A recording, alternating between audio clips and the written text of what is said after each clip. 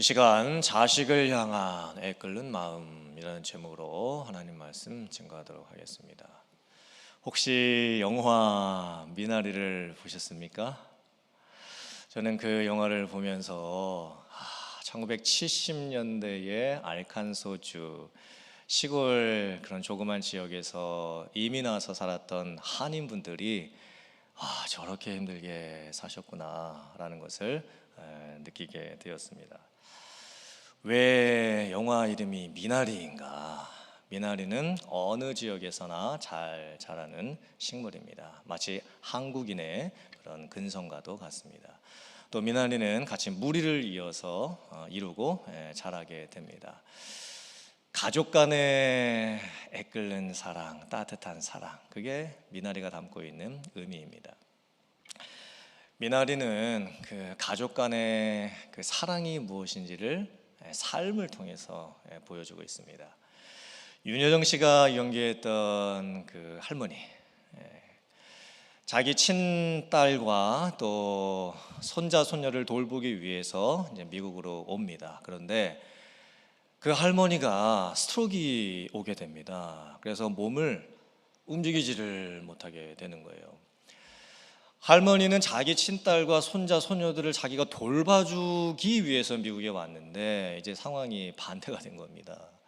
자기가 도움을 받아야 되는 그런 처지가 돼버린 거예요. 보통 미국에 사는 할아버지 할머니들 같은 경우는 그런 정도가 되면 이제 양로병원에 들어가시게 됩니다. 그리고 이제 가족들로부터 많은 도움을 받게 되시죠. 그건 당연한 겁니다. 그런데 이 한국 할머니는 달랐습니다. 이 할머니는 자기가 가족들에게 짐이 되는 것이 이제 마음에 힘들어지기 시작을 합니다. 자기가 도와주러 왔는데 오히려 도움을 받아야 되는 처지가 되니까 그게 가족들에게 너무 미안한 거예요. 그래서 그 할머니가 자기가 뭐라도 가족을 위해서 해야 되겠다라는 마음을 먹고 이제 그 쓰레기를 태우게 됩니다. 사실 미국 할머니들은 그런 거 안 합니다. 그냥 편하게 병원에 누워 계시죠. 근데 이 한국 할머니는 어떻게든지 자기가 가족들에게 도움이 되고 싶은 그 마음으로 그 쓰레기를 이렇게 태우는 거예요. 그 장면이 참 짠합니다. 이 한쪽을 못 움직이시는 거예요. 그런데 그 쓰레기를 이렇게 태우세요. 그 장면이 얼마나 가슴이 찡한지 모릅니다. 그런데 그 쓰레기를 태우다가 그 채소와 과일을 담아 두었던 그 창고에 불이 나게 됩니다. 그러니까 불이 옮겨 붙게 되는 거예요.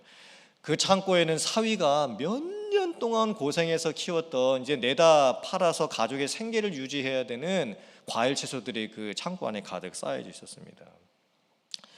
이 할머니가 자기 때문에 이제 불이 옮겨난 것을 보면서 모든 것이 한순간에 다 무너져가는 그 상황을 보면서 절망하기 시작을 합니다. 그리고는 어디론가 이 할머니가 이제 길을 걸어가기 시작을 합니다. 아마도 그 할머니가 속으로 이런 생각을 하겠죠. 내가 무슨 낯짝으로 무슨 면목으로 내 딸을 보고 내 사위를 이제 보겠냐.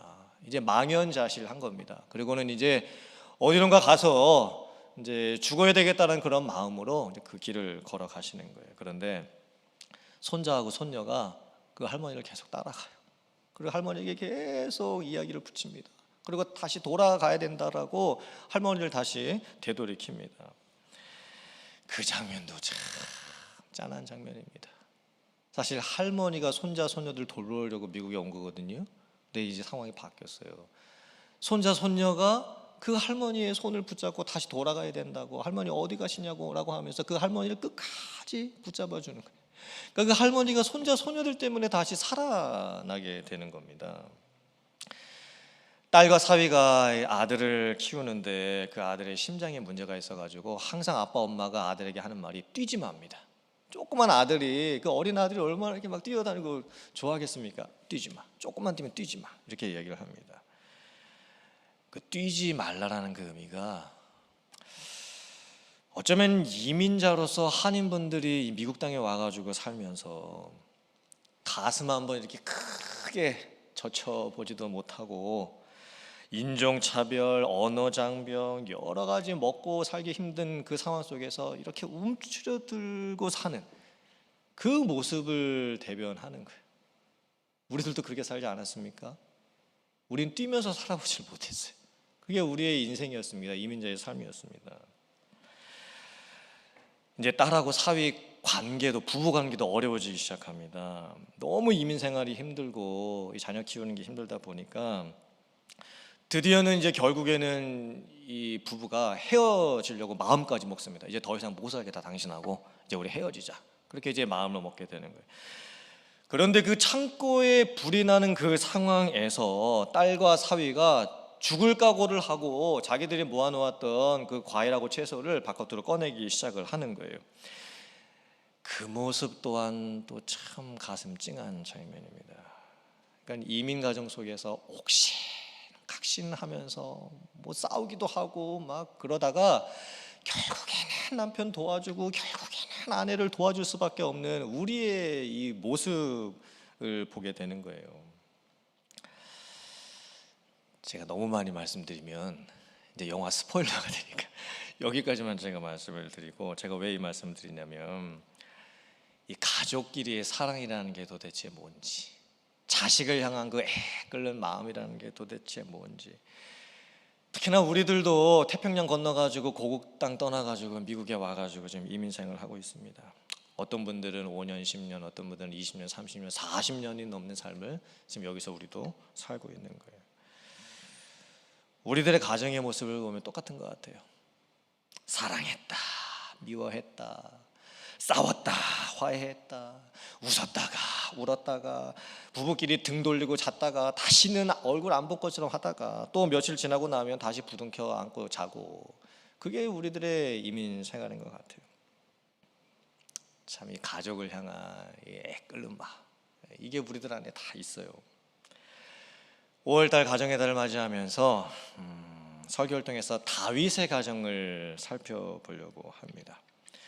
성경을 살펴보면 다윗과 관련돼 가지고 다윗이 여러 아내를 얻는 참 특이한 장면들이 많이 있어요. 그리고 다윗의 자녀들하고 겪는 참 특별한 사건들이 많이 기록이 되어 있습니다. 화면 한번 보시면 다윗의 가계도입니다. 다윗의 아내가 몇 명이었냐면 9명이었습니다. 왜 이렇게 아내를 많이 뒀나 모르겠어요. 자녀가 19명입니다. 자녀도 상당히 많죠. 근데 저기에 보면 이제 자녀들 그 사이에 뭐 화살표가 있고 뭐 빨간 뭐 X 표시 이렇게 돼 있는 게 있잖아요. 문제가 이제 생기기 시작을 하는 거예요. 가지 많은 나무에 바람 잘 날 없다는 말이 딱 다윗의 가정에 맞는 말입니다. 다윗의 가정에 참 별별 일들이 다 일어납니다. 그런데 이 모습을 저희들이 살펴보면 우리들의 가정의 모습을 보게 되고, 어떻게 우리가 가정을 아름답게 이뤄가야 될 것인지 많은 은혜와 또 도전과 결단을 저희들이 받게 됩니다. 첫 번째, 부모의 나쁜 모습이 자녀에게 전이되는 아픔을 끊어낼 수 있어야 합니다. 다윗 왕에게 장남이 있었습니다. 이름은 암논이었습니다. 그런데 암논이 장성했을 때에 품지 말아야 될 사람을 마음에 품고 사랑하지 말아야 될 사람을 사랑하게 됩니다. 그 사랑의 대상자가 누구였냐면 베다른 자매였던 다말이었습니다. 다말은 다윗 왕의 세 번째 아내에게서 태어났던 딸이었습니다. 그러므로 암논과 다말은 아버지는 다윗 왕 똑같고 어머니가 달랐던 배다른 형제인 거예요. 암논은 오빠이고 다말은 여동생입니다. 그런데 암논이 다말을 연모하기 시작을 합니다. 그리고는 암논이 결국에는 하지 말아야 될 죄를 범하게 됩니다. 근친상간의 죄입니다. 자기 여동생인, 물론 배다른 여동생이었지만 그 다말을 육체적으로 욕보이게 되는 죄를 짓게 되는 거예요. 그 과정을 살펴보면 암논이 어떻게 자기 이 여동생한테 이렇게 할 수 있을까 싶을 정도의 사건들이 자세하게 열거되어 있습니다. 그리고 암논은 그 죄를 멈출 수 있는 기회들이 여러 번 있었습니다. 그런데 그 육체적인 충동을 이기지를 못하고 결국 죄를 져요.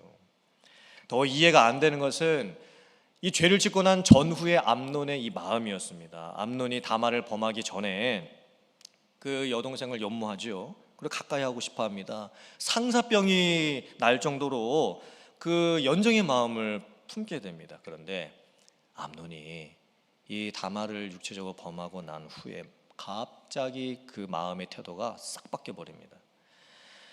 암논이 다말을 심히 미워하기 시작을 합니다. 거리를 두기 시작을 합니다.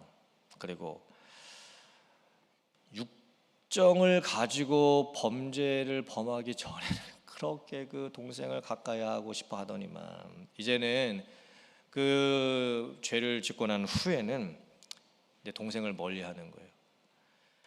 왜 그랬을까? 이제 수치심이 생기는 거죠.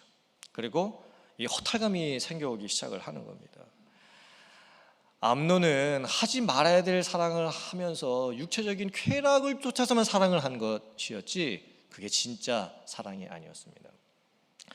결국에는 이 오빠 암논은 여동생 다말이 자기 곁에 오지도 못하도록 막기 시작을 합니다. 그리고는 문빗장을 걸어 잠그고 내가 다시는 네 얼굴을 보지 않겠다 이렇게까지 선언을 하는 거예요.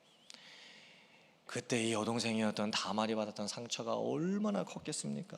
오빠한테 그런 일을 당하고 처녀로서의 그 정절을 빼앗기고 난 후에 돌이킬 수 없는 삶의 상처가 이 여동생 다말에게 이제 오는 거예요. 다말이 엄청난 슬픔을 갖습니다. 그리고 자기가 입고 있었던 공주로서 입었던 채색 옷도 다 찢습니다. 그리고 울부짖습니다. 결국에 이 다말은 자기의 친오빠, 자기의 진짜 친오빠였던 압살롬에게 가게 되고 그 자기의 진짜 친오빠인 이 압살롬의 집에서 이제 살게 되는 거예요. 참 처량한 삶을 살게 됩니다. 근데 이제 문제가 뭐냐면 다윗 왕이 이 사건 보고를 받아요. 근데 성경 말씀을 보면 다윗 왕의 태도가 참 이상합니다. 딱 한 줄 기록되어 있습니다. 다윗 왕이 이 모든 일을 듣고 심히 노하니라. 화났다라는 거예요. 근데 그게 끝이에요. 더 이상 다윗 왕이 아무런 그 후에 행동을 하지 않습니다. 잘못을 범했던 암논을 불러가지고 아들을 불러가지고 네가 어떻게 그런 죄를 범할 수가 있느냐, 당장 너 회개해야 된다, 아무 말도 하지 않습니다. 그리고 그 일을 당했던 그 자기의 딸 다말을 불러가지고 얘야 정말 네가 어떻게 그런 일을 당했는지 아빠가 너무 마음이 아프다라고 하면서 다 그 달래주고 그 마음을 어루만져 줘야 되는데 아무것도 하지 않습니다. 다윗 왕의 태도가 이상. 그냥 덮고 그냥 넘어가려고 하는 겁니다. 왜 다윗 왕이 그 엄청난 죄를 저질렀던 자기 장남 암논에게 아무런 벌을 하지 않았을까? 그냥 장남을 너무 아껴서였을까? 성경 말씀을 보면 참 놀라운 말씀의 의미가 숨겨져 있습니다. 사무엘하 12장 10절 말씀 같이 봉독해 봅니다. 시작. 이제 네가 나를 업신여기고 햇사람 우리아의 아내를 빼앗아 네 아내로 삼았은즉 칼이 네 집에서 영원토록 떠나지 아니하리라 하셨고, 다윗 왕이 예전에 자기가 밧세바와 잘못된 동침을 하고 났을 때에, 그리고 밧세바의 남편이었던 우리아까지 죽이는 살인죄를 범하고 났을 때 하나님으로부터 받았던 심판의 경고의 말씀이었던 거예요. 즉 다윗 왕이 자기가 범했던 그 죄의 대가로 말미암아 앞으로 다윗 왕의 가정에 엄청난 그 징계가 임하게 될 것이라는 말씀의 경고를 받았던 거예요. 여러 가지 죄의 문제들이 다윗 왕의 가정에서 하나씩 하나씩 일어나기 시작을 합니다. 참 안타깝게도 이 아들 암논이 아버지 다윗 왕이 범했던 그 죄를 똑같이 범한 거예요. 다윗 왕의 마음이 얼마나 무너졌겠습니까? 어찌하여 내가 그렇게 사랑하고 아꼈던 내 장남, 내 맏아들 이 암논이 이 죄를 범하게 되었는지, 어떻게 자기가 예전에 범했던 그 죄를 똑같이 반복하면서 이 아들이 죄를 짓게 되었는지, 아마 다윗 왕이 가슴을 치고 아마 그 마음속에 이 자기 죄도 생각이 났고 또 자기 아들이 범했던 그 죄 때문에 마음이 막 애가 끓었을 겁니다.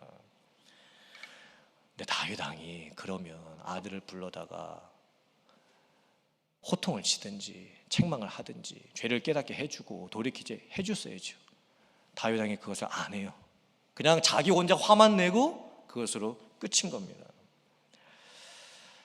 사실 우리들도 부모님의 마음이 다 똑같지 않겠습니까? 자녀들을 볼 때 내 자녀들이 나보다 더 좋은 삶을 살았으면 좋겠고, 내가 했던 고생을 내 자녀들이 안 했으면 좋겠고, 또 내가 자녀들에게 물려주는 것이 좋은 것을 물려주고 싶지, 내가 가지고 있는 잘못된 습관과 그런 죄, 문제들을 물려주고 싶은 부모님은 아무도 안 계실 거예요.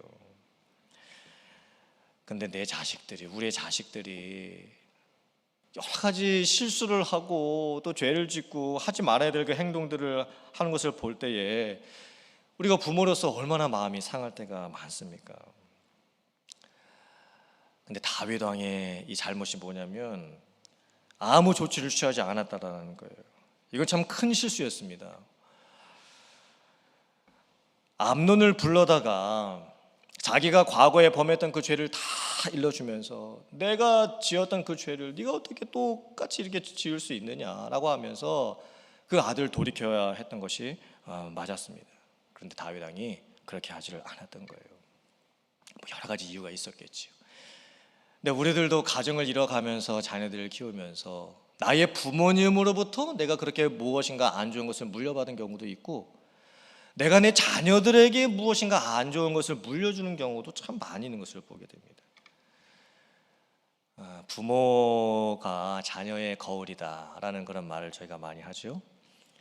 부모님이 말로 자녀들을 가르치지 않아도 자녀들은 부모님의 그 평상시의 삶의 모습을 보고 이미 다 배울 것을 배우고 있습니다.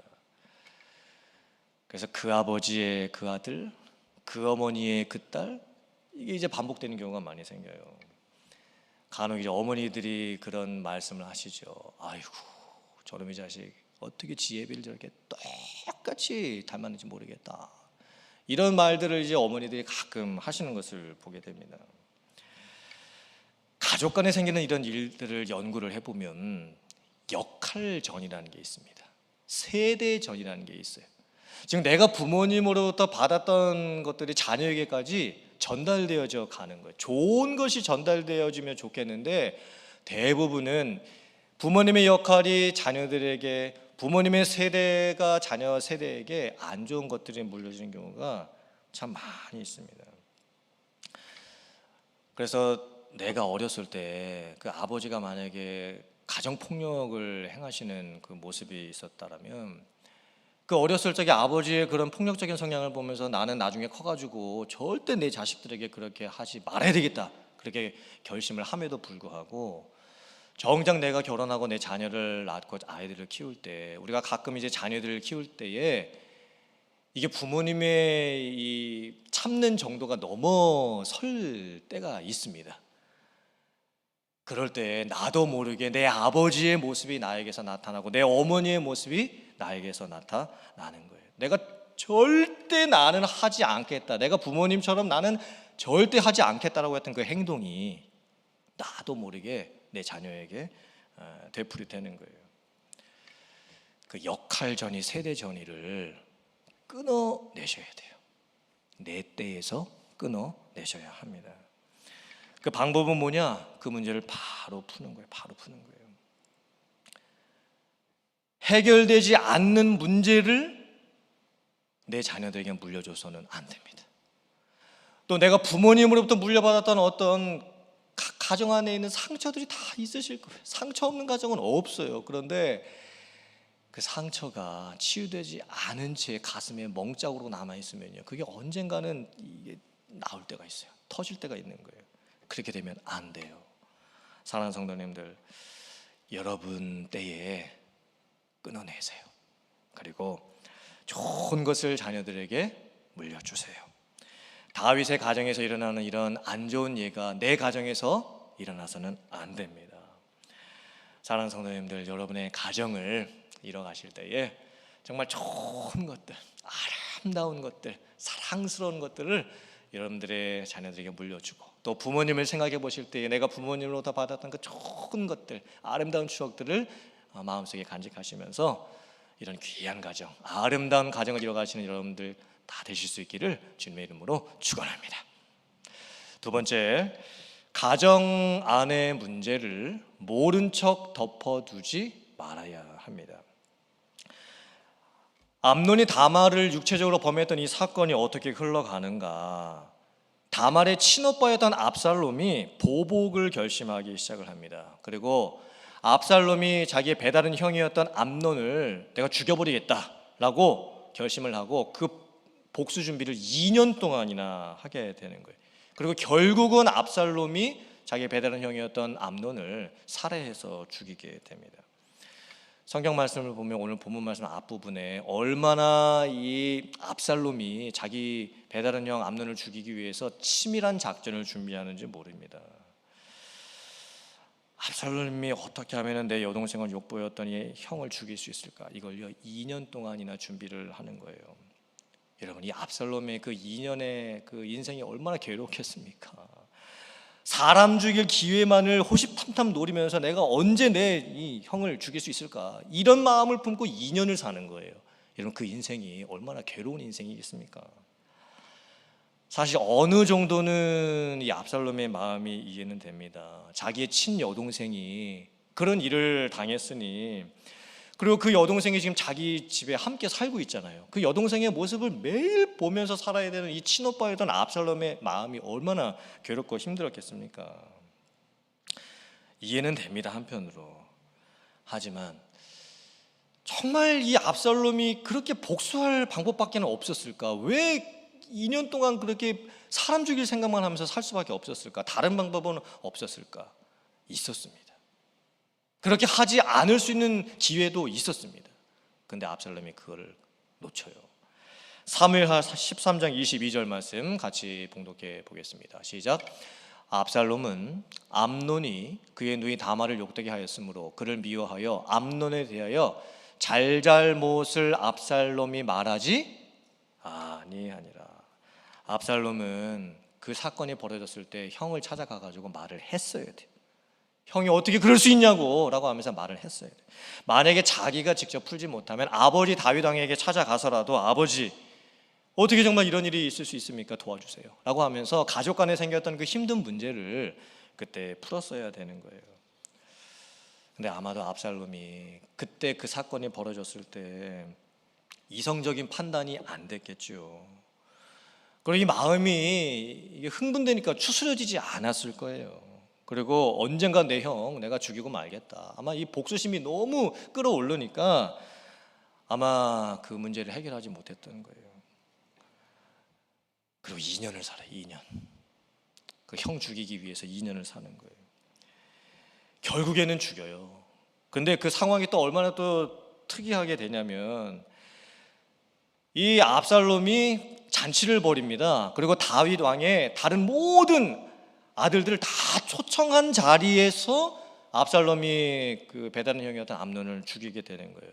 그래서 그때 첫 소문이 어떻게 다윗 왕에게 전해지게 되냐면 이 압살롬이 다윗 왕의 다른 모든 자녀들까지도 함께 다 죽였다라는 그 소문이 전해지게 되는 거예요. 그 소문을 들었을 때 다윗 왕이 자기 옷을 찢습니다.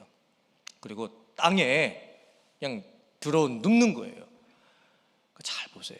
처음에는 암논과 다말에게서 문제가 생기기 시작을 하더니 이제는 그것이 압살롬과 암논 사이로 확대되어 가기 시작을 하고 그 문제가 이제는 다른 자녀들에게까지 미쳐가기 시작을 하고 결국에는 온 가족들이 이 문제에 휩싸여 버리기 시작을 하는 거예요.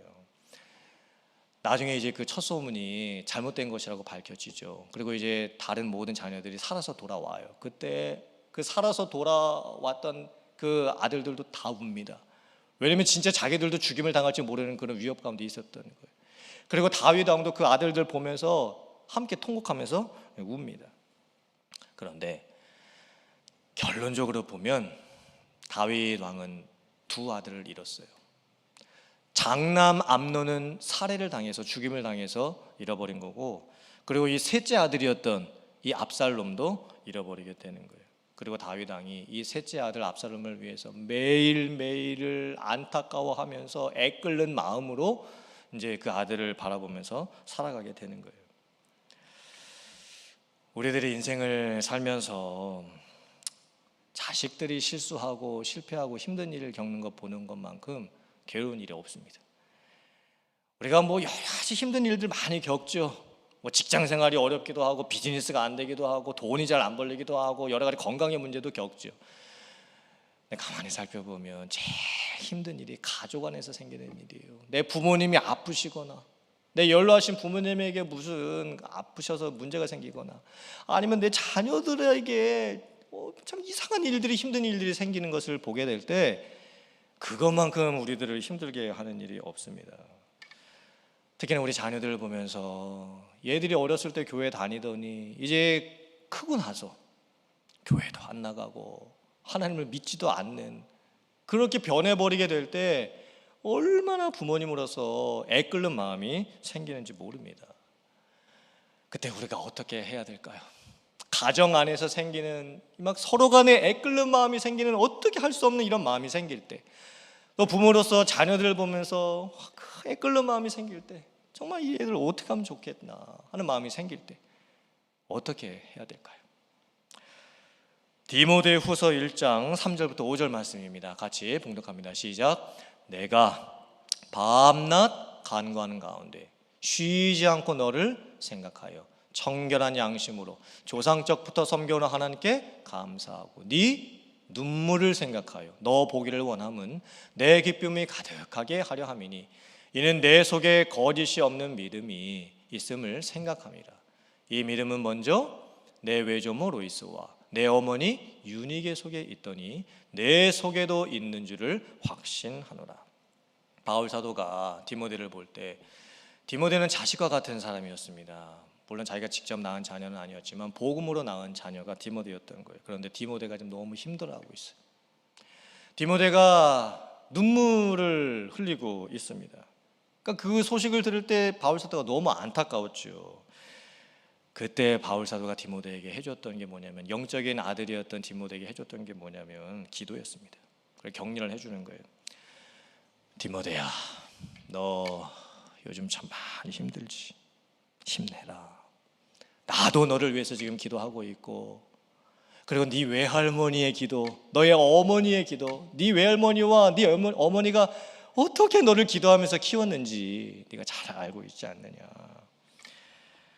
네 안에, 네 마음 속에 그 기도의 힘이 아직 있다. 힘을 내라. 이렇게 기도해주고 격려를 해주는 거예요. 이게 부모님들이 자녀들에게 정말 해주셔야 될 일들입니다. 사랑하는 성도님들, 우리가 기도해주는 그 자녀는 결코 망하지 않습니다. 아멘이십니까? 속 끓는 자녀들이 있지요. 왜 없겠어요? 그런데 그 속 끓는 자녀들이 있다 해도 그 자녀를 향하신 하나님의 더 놀라운 계획이 있음도 믿습니다. 그리고 자녀를 위해서 했던 그 기도는 반드시 돌아오게 되어 있습니다. 때로는 속 끓이는 그 자녀들 때문에 우리가 더 하나님 앞에 나가게 될 때도 많아요. 어쩌면 부모님들을 연단시키기 위해서 자녀들에게 힘든 일들을 허락해 주실 때도 많이 있는 거예요. 5월달 가정의 달에 우리들의 가정의 모습을 봤을 때 연로하신 부모님 생각도 나고 일하느라 힘든 내 남편 생각도 나고 또 맞벌이 하느라 고생하고 있는 내 아내도 생각나고 자녀들 공부시키고 키우고 또 내 직계가족뿐만이 아니라 내 부모님, 내 형제들, 자매들 속에서 일어나는 일들, 미국에 있는 가족들이나 한국에 있는 가족들 생각을 해보면 진짜 애 끓을 때가 참 많아요. 애가 끓을 때가 참 많이 있어요. 그때에 사랑하는 성도님들의 가정의 모습이 하나님의 창조 질서가 담겨져 있는 가정 되시기를 주님의 이름으로 축복합니다. 하나님은 여러분들의 가정이 지켜지기를 원하고 계세요. 그리고 아름다운 가정으로 만들어져 가시기를 원하고 계십니다. 그러하기 위해서는 오늘 말씀을 저희들이 잘 보면서 가족 간에 어떤 화가 있으면 있을 수밖에 없죠. 왜 없겠어요? 근데 그거를 담아두시면 안 돼요. 그 문제가 일어났을 때에 모른 척 하셔도 안 됩니다. 푸셔야 돼요. 만약에 그 문제를 풀지 않고 넘어가면 그걸 2년 끌고 3년 끌고 가게 되면 나중에 감당할 수 없는 더 큰 문제가 생기게 됩니다. 다 푸셔야 돼요. 지금 푸셔야 돼요. 그리고 여러분 때에 끊어내세요. 내 부모님으로부터 나로부터 내 자녀에게 이 내려가고 있는 이 안 좋은 모습들이 뭔가 있다라고 느껴지신다면 여러분 때에서 끊어내실 수 있으셔야 돼요. 그리고 기도하시고 가정을 위해서 많이 기도하셔서 정말 성도님들의 가정이 향기나고 아름답게 세워져 가시는 그런 귀한 가정, 든든한 가정 다 되실 수 있기를 주님의 이름으로 축원합니다. 아멘.